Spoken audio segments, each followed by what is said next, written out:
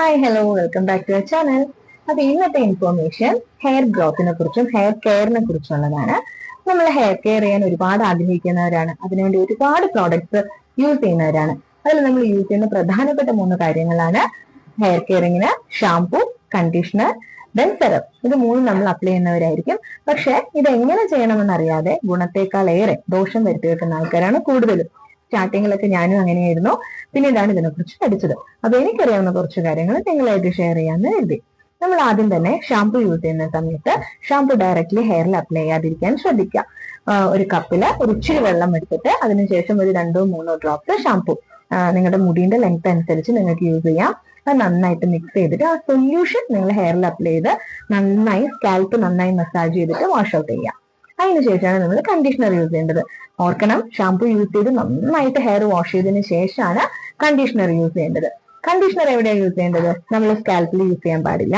Shampoo use ചെയ്യുന്നത് പോലെ അല്ല കണ്ടീഷണർ യൂസ് ചെയ്യേണ്ടത്.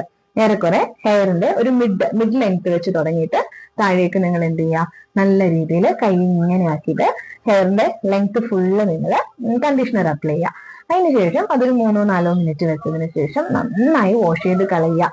ഒരിക്കലും സ്കാൽപ്പില് കണ്ടീഷണർ ടച്ച് ചെയ്യരുത്, ഭയങ്കര ഹെയർ ഫോൾ ഉണ്ടാവും. ഓക്കെ, അടുത്തത് സെറം.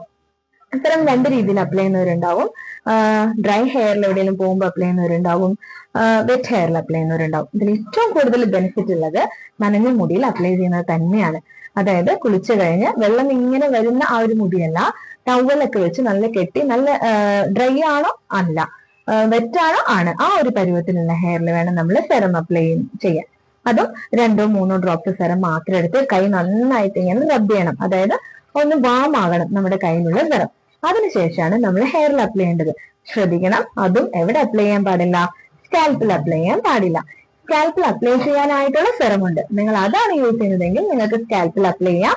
ഹെയർ 2ആയിട്ട് ഡിവൈഡ് ചെയ്ത് ഡിവിഷൻ എടുത്തിട്ട് ഫിംഗേഴ്സിൽ നന്നായി സെറം നന്നായി റബ്ബ് ചെയ്തിട്ട് മസാജ് നന്നായി ക്ലോക്ക് വൈസിൽ മസാജ് ചെയ്യാം. ഓക്കെ, അതാണ് ഏത് സെറം? സ്കാൽപ്പ് സ്പെസിഫൈ ചെയ്തിട്ടുള്ള സെറം ആണെങ്കിൽ. നോർമൽ സെറം ആണെങ്കിൽ 2-3 തുള്ളി കയ്യിലെടുക്കുക, നന്നായി റബ്ബ് ചെയ്യുക. എന്നിട്ട് ഹെയറിന്റെ മിഡ് ഹെയർ തൊട്ട് നന്നായിട്ട് ഇങ്ങനെ തേച്ചു കൊടുക്കുക.